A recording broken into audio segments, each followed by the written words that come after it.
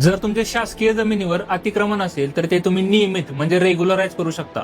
महाराष्ट्र शासनाच्या 25 मार्च 2026च्या शासन निर्णयानुसार मुंबई व मुंबई उपनगर वगळता राज्यातील इतर भागांमध्ये 1 जानेवारी 2011 पूर्वी केलेली आणि सध्या अस्तित्वात असलेली केवळ निवासी अतिक्रमण काही ठराविक अटींवर कायदेशीर करण्यात येणार आहे. त्यामध्ये सर्वात महत्वाची अट म्हणजे ते अतिक्रमण फक्त स्वतःच्या राहण्यासाठी केलेले असावे. व्यावसायिक वापरासाठी केलेले अतिक्रमण या योजनेत येत नाही. या योजनेचा लाभ घेण्यासाठी तुम्हाला हे सिद्ध करावं लागेल की तुम्ही त्या जागेवर 1 जानेवारी 2011 पूर्वी राहतात. त्यासाठी मतदार यादी, वीज बिल, मालमत्ता कर पावती यासारखे पुरावे लागतील. लक्षात घ्या, फक्त त्या जमिनीवरील अतिक्रमणच कायदेशीर होईल जी जमीन नियोजनानुसार रेसिडेन्शियल झोन मध्ये मंजूर झाली. ऍग्रिकल्चर झोन, इंडस्ट्रियल झोन, नदीपात्र, गायरान, वने, खेळण्याचे मैदान, शाळा, रुग्णालय यासाठी आरक्षित असलेल्या जमिनींवरील अतिक्रमण हे नियमित केली जाणार नाहीत. आणि तुमची पूर्ण जमीन नियमित होणार नाही तर यासाठी 1500 स्क्वेअर फूट पर्यंतची मर्यादा ठेवण्यात आली. त्यापैकी 500 स्क्वेअर फूट पर्यंतचे अतिक्रमण पूर्णपणे मोफत नियमित केले जाईल. उरलेल्या एरियासाठी मार्केट व्हॅल्यूच्या ठराविक टक्केवारीनुसार पैसे भरावे लागतील. नियमित केलेली जमीन तुम्हाला भोगोटादार वर्ग 2